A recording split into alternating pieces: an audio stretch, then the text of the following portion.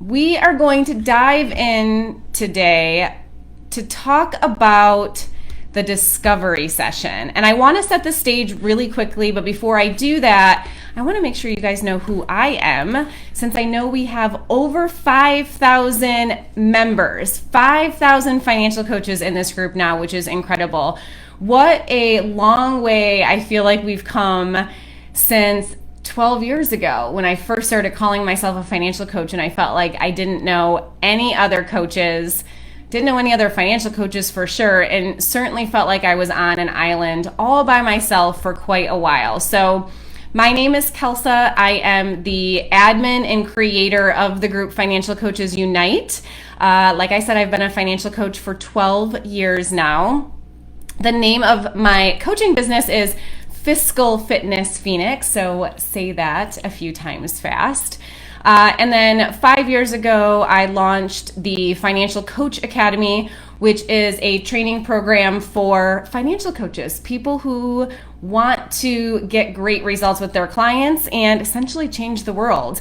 I 100% believe that financial coaches are the answer. I have been on a mission to take just the stress out of money in our world, and I think more financial coaches are needed. So money is the number one cause of stress in our country. It's the number one cause of divorce, and there are very few people positioned to help people with the day-to-day part of their money. That's the part that they're really feeling stressed over. So let's dive into the discovery session.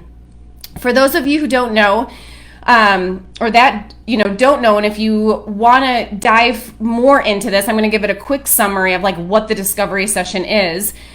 But if you want even more information, you can check out the unit section of the Facebook group, or check out the Financial Coaching Playbook, where I really set the stage a bit more for this.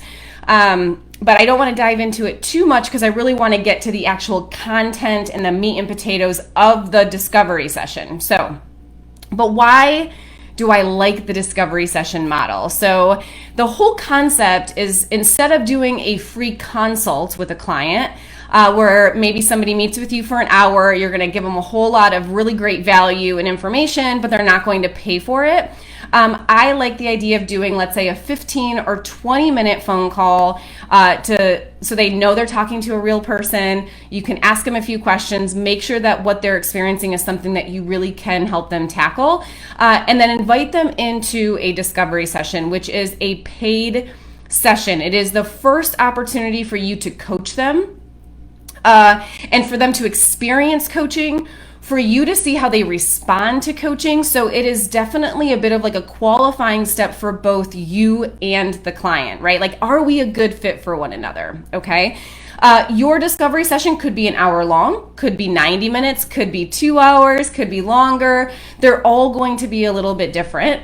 And then at the end of the discovery session, you will invite them into a longer coaching program with you, something that's a bigger commitment, which I simply think is a great segue, because they're sort of like dipping their toe in with you, and before they make that massive commitment, and you get to decide, am I inviting this person into working with me for 6 months, 7 months, whatever the case may be. So let's start with this quote. It might not make a lot of sense right now, but hopefully by the end, after I've described the components of the discovery session, it'll make a lot more sense to you. So the quote is, "A stage setting is not a background, it is an environment." And that is by Robert Edmond Jones. So think about the discovery session as it's not just a background. It is like the energy about it, the whole strategy to it, like all of these components are very important, and they all help move the client forward emotionally and mentally, and preparing them for change and preparing them for to be on the receiving end of coaching and everything like that. So it's important. It's a little bit of like an art form. The first few times you do it, it might feel really clunky. And then the more you do it, the easier it will become. There are 9 phases to the discovery session. Some of them are very quick. It'll be one sentence that you say, but it's helping with the transition and the flow overall. Okay, so I'm going to list the 9 phases first, so you can write them down. leave, if you're taking notes, leave a big chunk of space in between each one because I'm going to dive into each one. So the first one, and I'll say the first two you can leave like a smaller space. So the first one is rapport building. The second one is setting expectations. So again, those will be really quick. We'll talk about those in just a second. The third phase is why now. The fourth phase is we call magic wand. Number 5 is add value, or we also say set the foundation, or set a solid foundation is number 5. Number 6 is impact. Number 7 is reality. Number 8 is offer. And number 9 is the one that most people tend to forget, most newer coaches, which is onboard. Okay, so a lot of the times we get to step 8, which is offer. And we're so nervous about sales when we first start that like we've thought up until that point, and then we get so nervous that we don't think past that. So really onboarding is thinking past, if a client says like, yes, I'm ready, let's sign up right now, because the better you get at this, the more likely that is to happen. What do you do? And oftentimes when we're new, we haven't even thought about that. We're so nervous to just invite them or offer them into our program that we haven't thought about like, well, what do I do if they say yes, right? Like, what are the steps that I give them? How do I not just like bomb it right at the end, right? Okay, so let's start at the beginning. And I want you to know I'm going to upload in the comments a photo of this framework. There's also one in the file section of this group, so you can take a look at it there. I want you to know that my sheet has a lot of notes on it. Do you see that? So if I'm looking down, it's because I really wanted to formulate my thoughts, get them organized for you guys so I could deliver as much value in, you know, a short live video as possible. So number 1 is rapport building. This is super easy. You just talk about something that you have in common. So some examples are, you know, where they're from. So I've got a lot of clients in Michigan. I'm from Michigan originally, even though we're in Phoenix now. So I can easily talk about, you know, something about Michigan, where I went to school, where they're from, something like that. Who referred them or how they heard about you is a really great one. So if you know they heard about you from a great referral partner, you can sort of like, this is a great time to really love on your referral partner. So, oh, your accountant, oh my God, I love Susie. She is such a great accountant. Her clients rave about her, that kind of thing. So anytime you can just make that common connection, maybe a sports team. We ask for a lot of prep work before the discovery session. So the nice thing is that it's a glimpse into their lifestyle. So if I can see that they have kids and that maybe their kid does gymnastics and my daughter does gymnastics, we can talk about that. Like, hey, what gymnastics studio do you go to?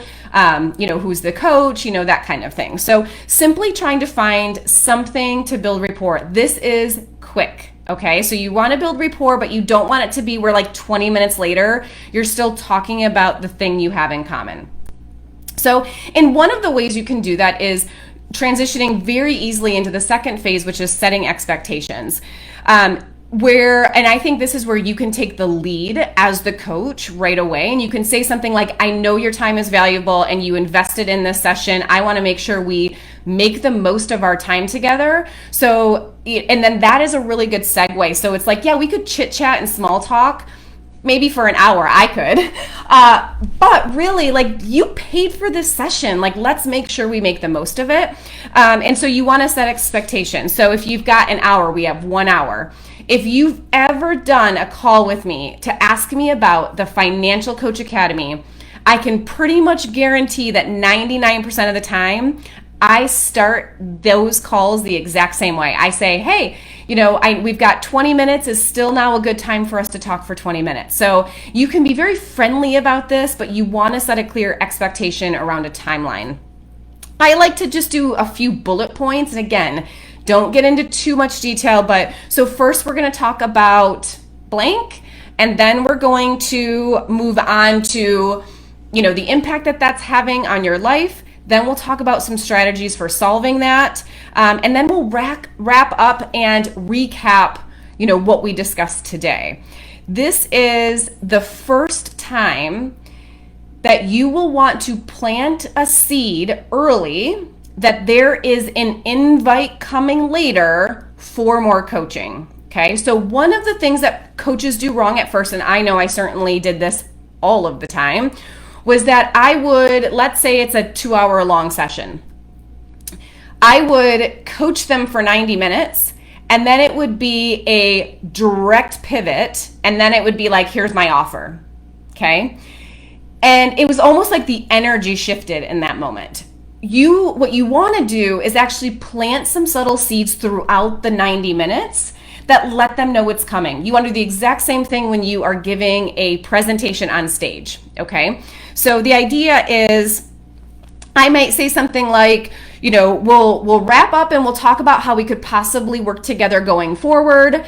And then, you know, we will make sure that you have your, you know, clear steps in front of you or something like that. So the idea though is I just let them know that that is coming. Okay. That way, when I bring it up later, I don't feel as if I have completely blindsided them. Okay. So again, setting expectations, the time, few bullet points of what, you know, how it's going to go. This actually shows that you are leading the conversation. You're sort of taking control, not in a bad way. We're going to talk about this a little bit later. You want to make sure that you are relinquishing some control when you ask some questions later and not trying to just talk too much.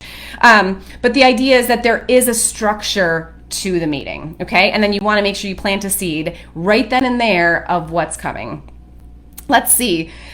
Number 3 is why now? So I like to ask at this time, and because we get prep work ahead of time, one of them is a questionnaire. One thing that I think coaches do is because they ask a question in the prep work, they don't want to ask it again in the session. And I want to encourage you to ask it again. It is, you know, I think the fear might be that they will think, well, did you not read my prep work because you already asked me that? I don't think that's the case. I think that it shows that you are interested in hearing it from them. We can usually sort of learn or gain so much more by tone of voice or by the way they explain things verbally compared to when they're filling out sort of an online form, okay? So I will usually say something like, I'm really curious, tell me what made you decide to, you know, schedule this session. So why now? Another way that you can look at this is that if you know this person has maybe been following you for a while on social media, maybe they have been commenting for 2 years, maybe they reached out to you like 2 years ago and you noted that, and then now they, you know, booked this session, you know, a couple years later, is you can ask that, you know, I know you've been following us and you've been commenting and you've been so engaged, which I love, and you've been, you know, such a fan for a couple of years. Like, why now? What made you decide to book this session today? You're going to hear a lot of different answers. You know, sometimes it's like, it's just been all slow builds, nothing's changed since I talked to you last 2 years ago, and I just decided, you know, finally is the time. Sometimes something very specific has happened though, and it's sort of the catalyst. And really what you're trying to do in this moment is get them talking, okay? So if you just dive in and you're like, so tell me what your biggest fear is with money, right? And that's the first question you talk with them about, they aren't even warmed up yet, okay? So by saying like, why now? Why did you decide to book this? You're getting them talking about money, but with something that's sort of like current event, or it's a little softer of an approach, which is why that's so important. You're also helping to identify the urgency behind the change. So if it was something dramatic, maybe it's, you know, a divorce or a job change or loss of job or something like that, you now know that for later. If it's something that's like been a slow build, and let's say they've been experiencing something for 2 years, it's not getting any better, and they just decided they needed to get some help with it. Well, later, if they try to tell you like, no, I think I can do all of this on my own, I want to see how it goes first, that kind of thing. It's good information to have where, you know, the idea is like, you've waited 2 years already. Do we want any more time to go by, right? Okay, so the 4th step is magic wand. So I like to ask here, so I've talked with them about why did they schedule the session, and I like to ask the question here of, if we could accomplish one thing today that would help you to say, wow, that was amazing and I want more of it, what would that be? Okay. And I asked this question in the prep work. I will ask them, like, what is the one thing you hope to achieve during your discovery session? Or we call it a Eureka session. So we will ask that question. So I kind of know, and it's good information to have ahead of time, because I know, are they looking for a strategy for getting out of debt? Are they looking for a plan for, kids, sports expenses that are coming up, or their kid's wedding that they're trying to figure out how to afford, or something like that? Is it like a one-time thing that they're wanting help with? Or is it sort of like a more overall financial wellness strategy? Okay. So I already kind of have an idea, but it's amazing to me how their opinion of this can kind of shift in the middle of a conversation with you. So again, when people are talking about things versus writing out their answer, it's amazing to me sort of their perspective can change. So definitely ask that question. Now, here's a tip for you. Repeat what they say, whatever they say. So I want to make sure I understand you. So what you would love to get out of this is blank. And then I like to say, let's, see if I can't deliver that for you, or, let's dive in. I'm excited to show you all of that, or something like that. So again, like, bring some excitement, like money and budgeting is sometimes seen as a super lame, boring thing. So if you can bring some energy to it, I think it really helps. But definitely repeat what they just said. It is really helpful for them to know, not just hope, but know that you are listening and that you care. Number 5 stage is adding value or setting the solid foundation. And this is, if I were to redo this worksheet, which I know you can't really see it, they're like all the 9 squares are the same size. If I remake this, which I might, this one's going to have its own column. This is your fattest one. Wide, long, tall, like this is huge. Okay. This will likely take up a big chunk of your discovery session. So this is where you really want to dive into whatever they are experiencing. And I want to challenge you to not dive in just to the financial part of it or the practical part of it, but talk about all the causes. So I came up with an example. And let's say the client wants to get out of debt, or they're in debt and their debt is causing them stress and overwhelm and all of that.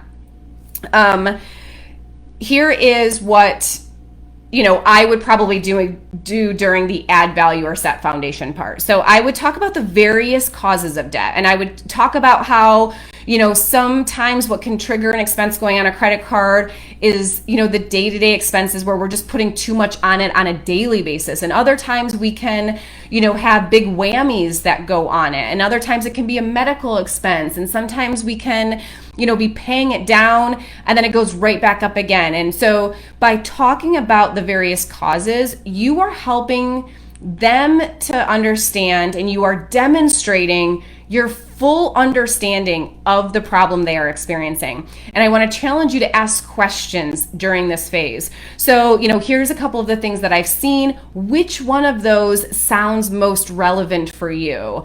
This is where you're going to start to get some nonverbal cues back. They're going to be like, oh, yeah, oh, that one, right? Or if it's spouses, they'll kind of look at each other and be like, did you hear that? Yeah, see, I've said that to you 10 times, right? Like those types of things. Because what you're doing is you're actually talking their language. You're helping them to know that you intimately understand all angles of their problem, okay? So I might also talk about how the amount of a person's debt can vary. And, and again, some of these are just my view on money. You don't have to agree with me, and how the dollar amount is less important, that when it comes to your balance on debt, it's a very relative thing. And how some of my clients will have $100,000 in credit card debt, and while they want to get out of it, it doesn't cause them a lot of stress or anxiety or, sleepless nights or anything like that. And then another client can have, $500 on a credit card and feel, really overwhelmed by it, and just like it's just weighing on them heavily and that kind of thing, and everything in between. And so then I will usually ask something like, tell me how you feel about the amount of debt you have, right? Now, the couple of things that are really important is I'm getting them to talk about their feelings. I'm getting them to talk about all aspects of their situation, not just the financial part of it. I'm getting them talking. I'm, hearing about their stress, because if they're not really stressed about it, then it may be later that they aren't willing to make the changes necessary to solve that, right? Not always. The other thing is I am demonstrating some experience to them. I'm talking about clients that I've helped. I'm talking about my acknowledgement that people come into their debt from different perspectives. And, my view is that it's all okay. It doesn't matter where you're starting from. I'm right there with you, sort of thing. Like, I'm going to meet you where you're at. And this is just one way that I demonstrate that. So along with that, I might also talk about, what they think of it. So, and I will ask them, so like, tell me, what do you think of your debt? Like, why do you think this is a problem? And this is interesting because some people will be like, well, I think I'm just not supposed to like debt. I hear debt is bad, right? Like, it's kind of surface level. And other people are like, I was brought up to believe that you should never go into debt, and now I have it. And it is just like it affects them to their core, right? So it's interesting just to hear, some of the different answers. I might talk about the various components of getting out of debt or some of the various strategies. I might talk about, the snowball versus avalanche versus some of these other things. I'm going to ask them things like, what have you tried? What have you not tried that you've been curious about? Because if I can sort of like field questions from them too and give them really great feedback for them, they are learning that they can trust me, right? That they can ask questions, that I'm going to guide them. I'm going to ask them things like, what has seemed to work for you in the past or what hasn't worked? I think those are two things are equally as important. We tend to focus too much on like what went wrong, but we also got to talk about like, have you ever gotten out of this and why did you get out of it that one time? Or how were you able to do it? What worked for you at that time? So really what this section is all about is we are wrapping our arms around their chief problem. We're going to talk about it from the financial and the practical and the mindset and the emotional and the causes of it and, the different strategies. I mean, we are going to talk about it fully. And one thing that I see coaches do, and I certainly did the exact same thing when I first started, is that I want to talk about debt and I want to talk about budgeting and I want to talk about your net worth and I want to talk about savings and I want to talk about your kids' allowance structure. So let's try and do that really fast too. And it is so much better, I promise, to just pick one thing and wrap your arms around it fully and like really dive into it, okay? Because that is where the value of financial coaches come from, right? The idea is that we can dive deeper with them. We can empower them to dive deeper. We can ask deeper questions. We can give them a deeper understanding of what they are going through than what they can likely do on their own or what they can read in, let's say, a blog post or by talking to a friend, okay? So I want to encourage you to demonstrate that in this section, okay? Now, number 6 is the impact. And this is where, in this example, I would ask something like, so, now they are like wrapping their mind around it fully because they understand the emotional impact of it. They understand how they feel about it and what they think about their debt.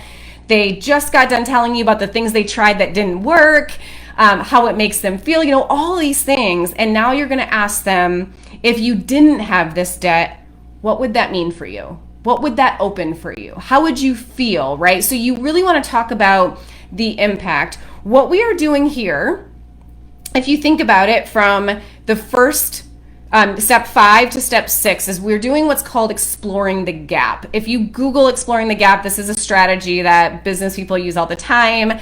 Never really understood it myself for a very long time.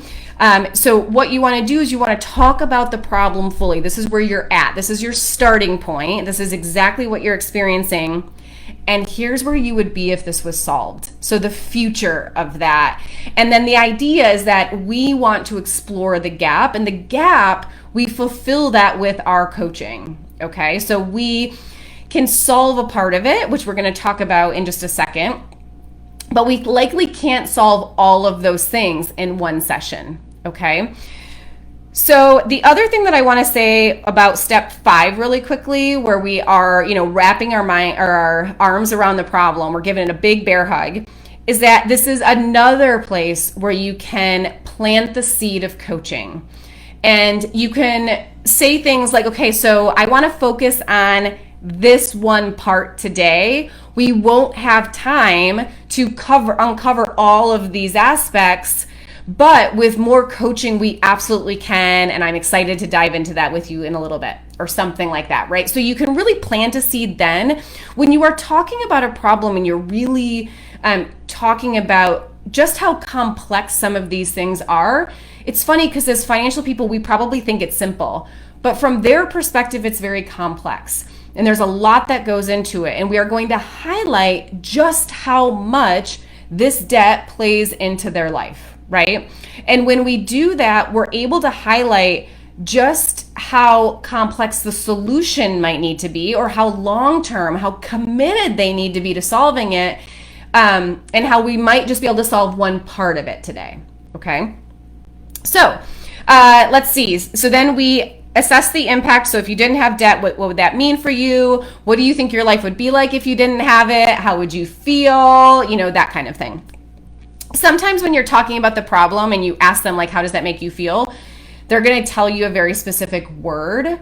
And I would use that again during this section as well. So during the impact. And what I mean by that is, let's say they were like, I feel hopeless. Okay, I just made that up. I'm pulling this out of my butt right now.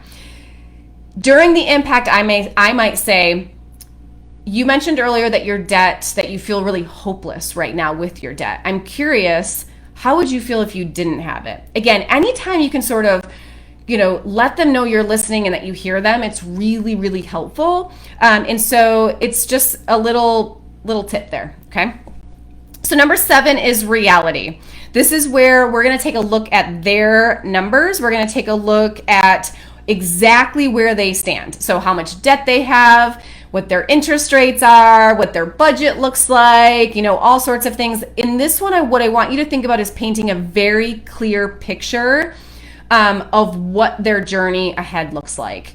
So based on what I'm seeing, you know, you will, if you keep, you know, going on this path, like you will be out of debt in 2.5 years, and it's going to cost you this much amount in interest, excuse me. And you'll also want to make sure that you are making some suggestions like, oh, I think your car insurance looks a little high. Like, I think maybe we can get that down. You want to try and save them some money in some areas. So you are boosting the momentum. But you kind of want to paint the picture first.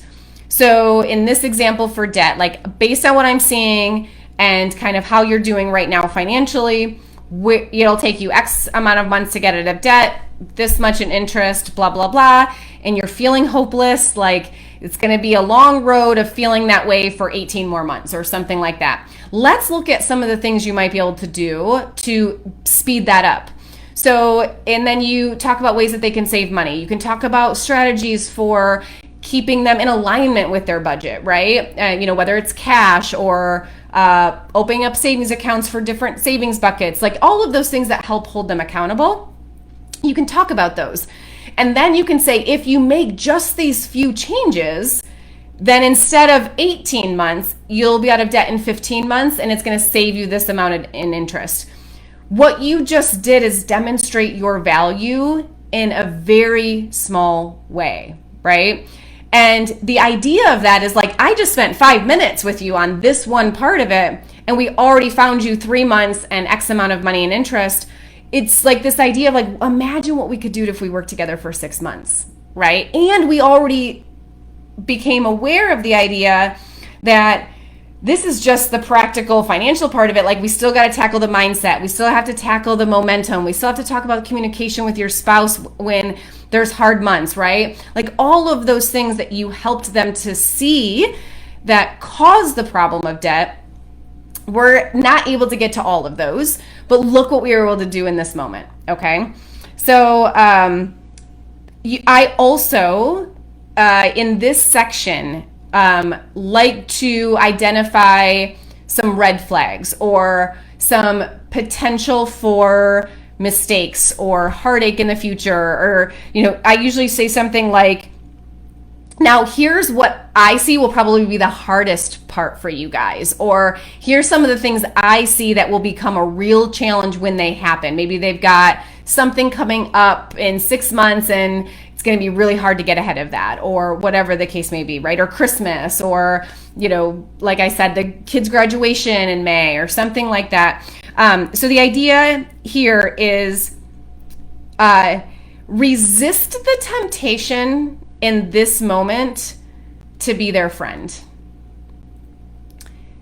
Sometimes the best thing that we can do is not paint such a rosy picture that they think it will be easy, because when they leave your office and it's not easy, you sort of set them up to think that it would be, right? So in this moment, you want to give them hope and let them know what's possible and get them excited about that possibility, while also letting them know the reality, that's why it's called reality, of the hard road they may have in front of them, okay? Because if you don't, why would they need you? And the reality of money changes is that it's not easy, right? The concepts can be simple, but actually executing them can be quite challenging. And this is where you want to make sure they are aware of that. You don't necessarily need to go down some rabbit hole where like the energy all of a sudden plummets in the session, but you want to make sure that you are not lying to them, that you're not sort of setting them up for some unrealistic path that, is, you're telling them it's going to be easier than what it is, and that kind of thing. Okay. So, and the reality is during this discovery session, we can't solve all of the problems or all of the challenges, and we can't discuss systems and changes for every part of their problem. And the reality is they can't make all of those changes at one time anyway. We can only make some of the changes today.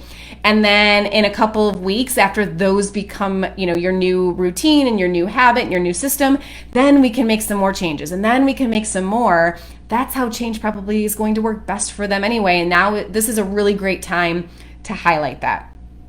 So after the reality phase, this is where, sort of a pivot moment or transition will happen. And I just want to say, I can never say the word pivot without thinking of Friends and Ross. So I don't know if you guys have that struggle, but literally every time I say the word pivot, that's what comes to mind. So let's see. So we are going to transition now. One of the best things you can do is come up with a really good transition phrase that you use on a regular basis.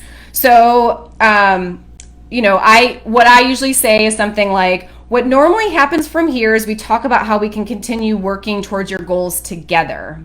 Okay, because we just talked about how hard that goal is going to be to achieve. So now what normally happens, the other thing is you're letting them know this is the normal part. I do this with everybody, or, this is that moment where let's just keep the conversation going. They don't have to be off, on guard really. So what normally happens from here is we talk about how we can continue working towards your goals together. Okay. And then we move into the offer, which is the 8th stage. This is a video for a whole nother time. We have a whole training, and we're actually expanding on the training called the Sales Lab inside of the Financial Coach Academy, because this is a doozy. There are so many different sales strategies. I share all the time how I was the worst salesperson on the planet. Is definitely one of those things where I experienced a lot of growing pains, and I am so glad that I did, because I think it makes me better for all of you. But this is where we're going to talk about inviting them into coaching. What are the benefits of working with you? Why would you love to work with them? What do you think you can still help them with? What can they expect with their debt at the end of working with you in 6 months or 3 months or whatever your program is, okay? What we don't want to do in this section is talk too much about the features of your coaching. So the benefits are like the takeaways, the results that you're likely going to help them achieve. So whether that is, peace of mind or clarity on where their money is going, or a plan, new habits, better transformation or foundation with money, all of those things are the benefits. The features are the number of sessions, whether or not they get to call you on your cell phone or not. Is it unlimited emails? The pace of the sessions, the handouts you're going to give them, that kind of thing. And that's where a lot of coaches want to go in the sales conversation. But typically at this point, what we're focusing on is We've got this chief problem you came to me for. We've wrapped our arms around it so you fully, deeply understand this problem. We've talked about some of the initial changes I think are most urgent for you to make. And we've highlighted how much work there maybe is yet that's needed in order to fully conquer the problem. So let's talk about how my coaching will help you with that, okay? And then the 9th step is onboarding. And again, this is where most people forget to think up until this point. So someone says like, yep, I'm ready, let's start, I wanna go, all of that. What do you do? So one of the things we do is we get their first few sessions scheduled right then and there. So we pull up our calendar, we say, okay, your first session, let's get it scheduled for 1 week from now. What day is best for you, or something like that. We actually get the first few on the calendar because it's now a commitment, right? We also talk about next steps. So as soon as we're done, I'm going to send you over the agreement. I would love for you to review it. If not, it's okay. Tomorrow, Sherry, my assistant, will call you. She's going to walk you through it. She's going to answer any questions you have. She's going to highlight a few things that we want to make sure you're aware of. She'll also make sure that if you want to get scheduled for even more of your appointments, you can get them all scheduled. You can do as many or as few as you want. So she'll get you all taken care of. Between now and your first session, here's what I want you to do, or here's what I don't want you to do. So there's usually this joke that I make that's like, how like if you're going to start a diet tomorrow, you might eat 3 cupcakes today, or at least that's what I do. Don't go spend a whole bunch of money before your very first session. You might be tempted to do that, but please promise me you won't, okay? So it's like little something like that you can say. And then I like to end with, let me back up. What if they aren't interested? What do you do? What if they want to think about it? What do you do? So the onboarding is next steps. And you really want to make sure you're bringing some sort of closure. So typically for us, we have something scheduled. Okay, so it's like, okay, let's do a next steps call. Let's get it scheduled for 2 weeks from now or 3 weeks from now or something like that. If they are undecided and they're like, I want to think about it, when should I follow up with you again? So really try to make sure it's not just so open-ended that you don't know what's expected of you and they don't know what they expect of you and they're not sure what you expect of them, and like it's all just too unknown, okay? So try to bring some sort of closure or concrete sort of next step to it. And then we wrap up. I like to end with being like, I am thrilled. I am so excited to work with you. I know it'll be a lot of work, but I promise it's going to be a lot of fun too. And I am just so thrilled because I know in that moment when they leave your office, if they have committed to more coaching or, close the Zoom meeting, I guess I should say nowadays, then the initial gut reaction that most people experience after every buying decision, does not matter if it's for coaching or a flat screen TV or they just booked plane tickets, it does not matter, is sort of like a, oh crap, what have I done sort of feeling, okay? So I always let them know that like, I am excited. I am really looking forward to working with you. I know you might, wonder, oh God, what did I just get myself into? Just know it's going to be okay. We're going to you're going to get out of debt. It's going to be amazing. You're going to be so glad that you did this kind of thing. So I just say all of that. So you don't have to say those exact things, but I really want you to end on a positive note. Okay. So I hope that helps. I hope that gives you an idea, a much more thorough understanding of the discovery session. Melody asks, is the discovery session paid? Yes. So how much you charge is different for everybody. Typically, there's a whole video in the unit section on how to determine your pricing as well. And sort of the strategy in that video is, here's sort of the low end. Here's how you calculate your low end. Here's how you wrap your mind around the highest end of what you could charge. And so really what you want to try and do is be in that window. And your confidence as the coach to deliver results for that person will dictate your price more than anything. So when you're first starting out, you don't have a lot of proof, even for yourself, that you can do what you say you're going to do. Like you believe it, right? You aren't over promising something that in hoping that you underdeliver.